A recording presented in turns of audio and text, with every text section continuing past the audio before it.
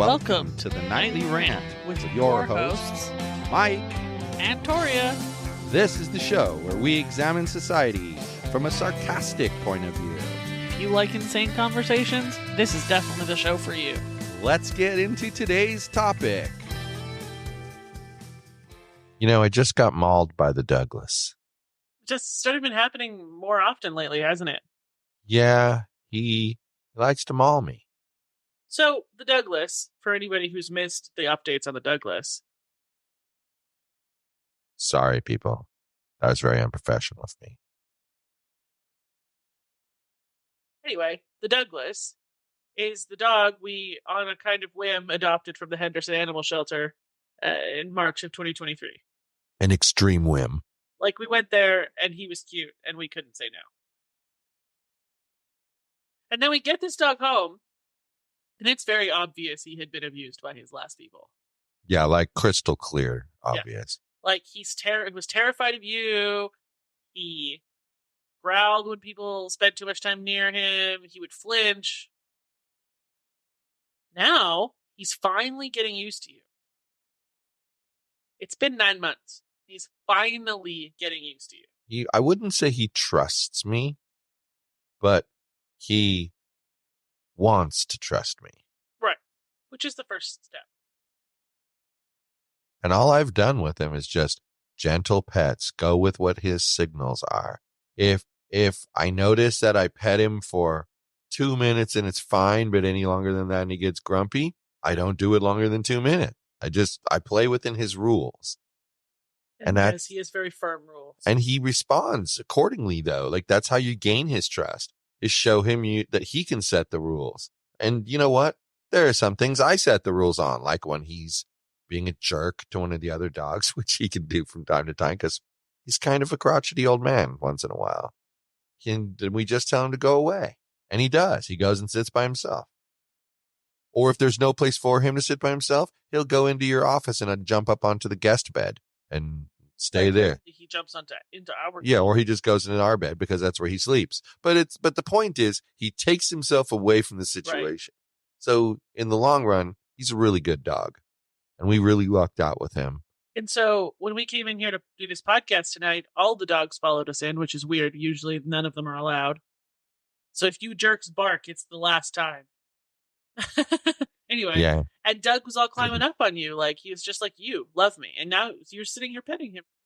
Yeah, he's just right to my left, and he's just sitting there, and I'm rubbing one of his ears really gently, and that's what I've been doing with him. Is just he loves the gentle touch. It's just something that he likes, and it's difficult for me because I'm kind of a rough person, and like I'm a bull in a china shop and I just storm ahead and I'm loud, and I have to remember with him not to be loud and not to be all those things. And that's a big reason why it's taken him so long to trust me, is that I'm loud and obnoxious. So, just being honest. But he's coming around. He becomes less of an asshole every single day, pretty much. Speaking of assholes, didn't you say you had am I the asshole? Yeah, so I changed I love these because I found a better one. I love these. Okay, Douglas, are you going to listen with me and we'll decide? Okay. Douglas says this me person and Douglas, is not the asshole. Me and Douglas are going to decide. Okay. So I'm going to give you a little heads up about this. This post has been edited to have a paragraph of additional information at the end. All right, right. Pause for a second and wait and for then listen to our last paragraph. All right. Perfect. About 6 months ago, a new employee was hired. The requirement was that holiday nights and weekends are rotation-based. We get off 1 weekend a month, and we take turns with holidays.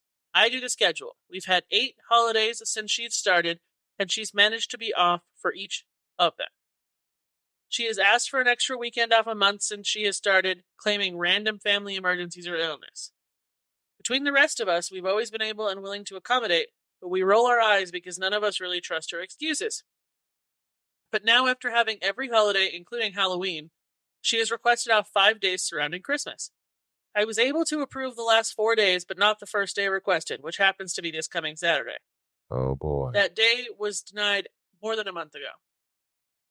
Now here it is, days before Saturday, and she sent in a message stating she absolutely needs that Saturday off to go out of town to be with her family, who are 3 hours away. No one is willing to switch with her. She also has off 4 days surrounding New Year's. Here is where I question if I am the asshole.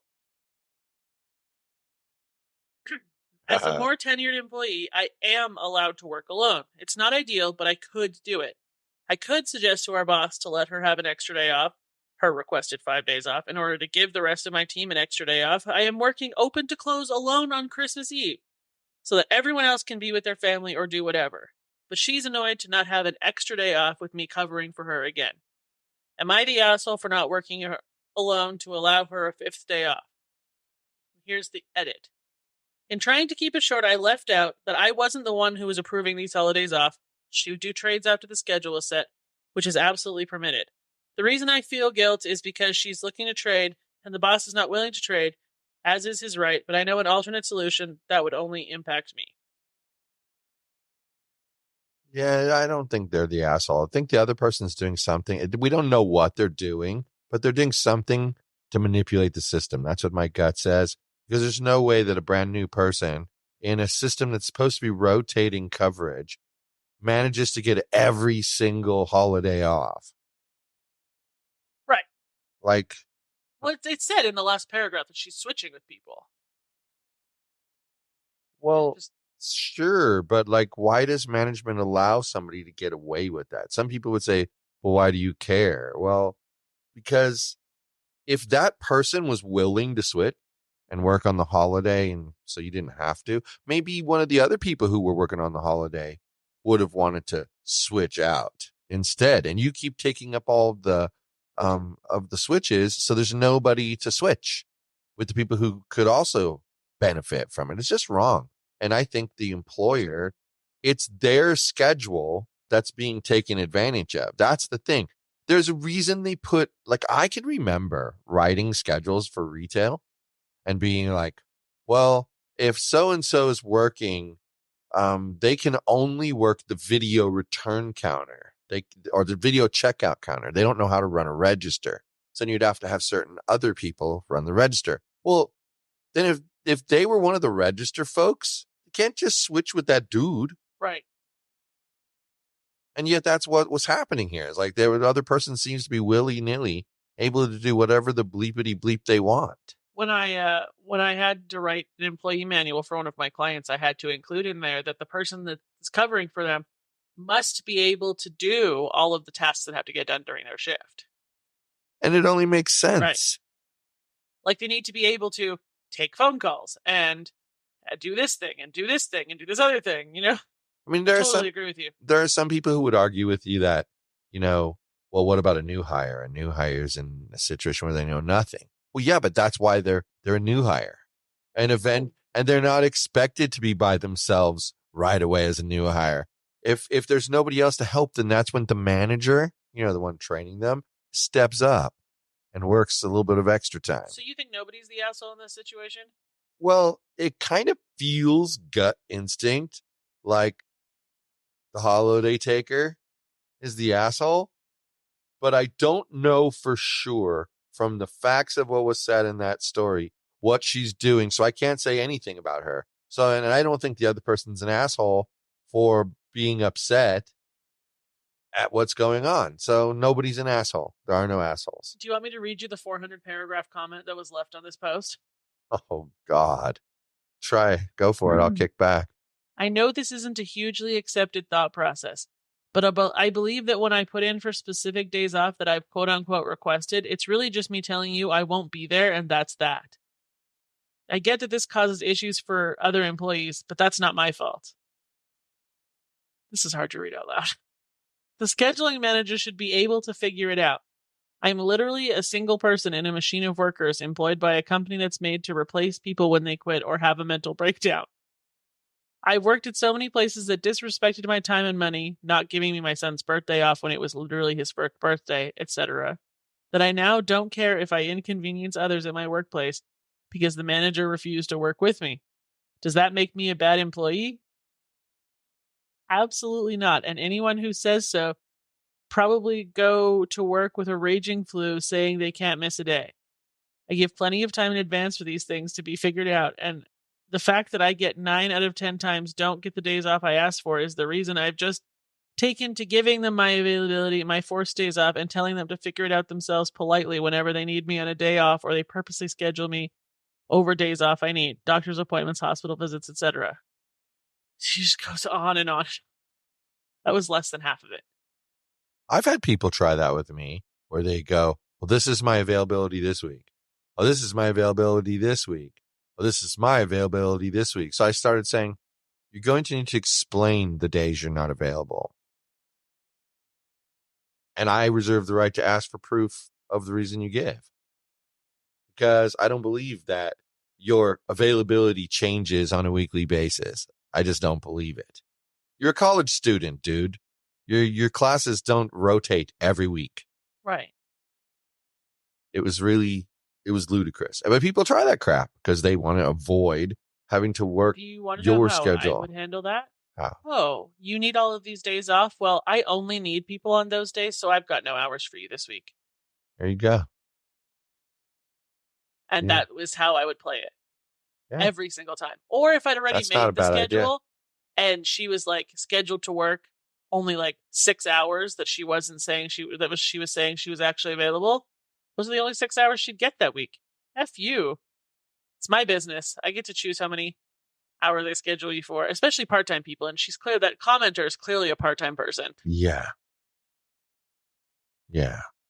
I think it's interesting though, as I listened to that comment and thinking about how many people might actually agree with that. Like how many upvotes did it get? Well, first off, I don't read it. Second off, on a post that has, I can't see how many comments, but it has 731 reactions to the post. How about that? That comment only has 2 reactions and 1 comment agreeing with them. So nobody cared. And it's been there for more than 24 hours. So nobody cared. Correct. And Which is out of the interesting. 2 reactions to her comment, one is rage. And the other one is the person who commented. Well, because I just wondered how many people might agree with that sentiment, because that's a pretty bleak sentiment. I'm going to guess that every person who's an idiot on the DoorDash subreddit that you frequent agrees with that person. Oh, I would think so. Days off. I'm telling you, I'm not available. I would think so. Yeah, those seem kind of like a people. tip is a bid. I mean, Yeah. Don't get me started. You know, of the main thing, I don't think there are any assholes there. I think that the new employee is taking advantage, and that something should be maybe addressed about that. But somebody else in the comments, I think their comment was very good. It's the end of the year. 2024 is a new year. Set her straight for the way it's going to work in 2024. Yeah, and then enforce it. Yeah. I mean, okay, I also don't understand. This person has clearly shown that they're going to take the days off that they want to take off. You know they're not going to show up on Saturday, and you're going to have to cancel your plans and go in. It would be a lot better in a situation like that. If you have 2 choices: get rid of that person, potentially using the method you mentioned, right? Or understand that whatever that person asks for a day off, it's them telling you they're not going to be there, and you just schedule accordingly. Well, and I would just take them off the schedule for that day and not add another day somewhere else. I mean, well, sorry, you weren't available to work. Okay, then you don't get those hours this week. Yeah, I agree with you. I'm going to guess that half of the people who are listening will think I'm a dick for saying that. Half of the people who are listening will think, yeah, go Torya. Woo! No, you're right. I think you're absolutely right. It would be a 50-50 split. Yeah. I do. I think that because it's a very right-left issue, I think. Yeah, and I don't know. It's one of those things that sometimes boggles my mind because I can almost perfectly see both sides of the issue. And I think, in true consistency's sake, I can be persuaded to either side of this issue. I mean, the comments I've given you are like my initial reaction to how I think I would handle it, but like nobody is here giving me any valid reasons why I'm wrong. If somebody came at me and they were like valid reason 1 through 30, I'd be like, oh. Yeah, because you're going to think about what they said, and right. You're going to decide, first of all, does their logic make any sense? And then you're going to decide, do you agree with their logic? And then from there, you're going to make your decision about what you continue to hang on to and what you let go and change. Right. I mean, it's simple. Right. So. But you're right. It's hard to say. It's why I said I can't really comment much on the new hire. You didn't get enough. Because I don't know any information about what they really did. I heard from this person what happened. Right. But I never actually heard from her what happened. And you know what? If she's switching shifts with people, the real truth of the matter is then your schedule's being honored. The only rule I would have is I would put rules in place around the switching. Like we said, if it's a cashier position that day, that shift, it has to be a person who can run the cash register. It's right. Otherwise, it's not correct. I mean, you screw things up. Has to be able to handle your tap. Because then your schedule isn't really being affected. You have a cashier there. Think about our recent experience when we went to Cafe Rio last week to get the nachos. Oh, yeah.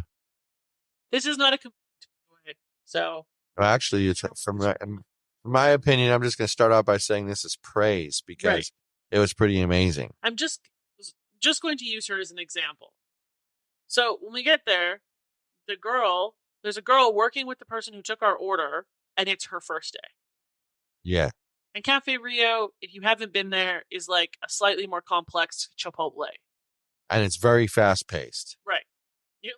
And they have a takeout line too, like not a takeout line, drive-through. Yeah. Anyway, so she was having a hard time. She didn't know what she was doing. We were very nice and patient with her, of course, because it was her first day. The person who training with her was absolutely fantastic. It was all a good experience. Yep. I'm going to use her as an example. A week from now, how much better do you think she's going to be? Probably decently better. Yeah. But still not as well trained as the girl who's training her. So should the girl who is training her call her in to be a cover? No, because I heard them saying, be thankful they didn't put you on the drive-through your first day. You won't learn that until about a month in. Yeah. So then you all of a sudden get called in the next day to cover a drive-through shift. You're going to be like a deer in the headlights. And that poor girl, on day one was having such a struggle with the main concept of the thing. I think day two, the drive-through would completely drown her and she would have a mental breakdown and cry. Well, she seemed to be one of those people who like stresses. And then once she stresses, she can't think. Because she was far from dumb. Like she was an intelligent person. But she didn't, because it was only her first shift. She didn't know where anything was. She didn't know like how much to put on. She was feeling it out. Exactly. Yeah. This is why it's not a criticism of her. I just wanted to use her as an example. And I have to say, like, I'll finish off that whole thing by saying, the girl that was training her was super patient. Like she told her something at one point, and like 30 seconds later, the girl asked basically the exact same question. And she said, well, like I said, that's all she said, just to kind of let her know, look, dude, I already told you this, but she didn't go home. She just said it. Well, like I said, you just have to do it this way. Yeah. Yep. I'm being mauled again by the Douglas. I think we're ending the way we started. I'm getting mauled by the Douglas. And the Cyrus is snoring away and I'm going to join her. Good night. Hasta la bye-bye. Thank you for listening to the Nightly Rant. If you enjoyed the show, please give us a 5-star rating on Apple Podcasts or Google Play. If you didn't enjoy the show, please just ignore that previous request for a rating. This has been a Yogi's Podcast Network production.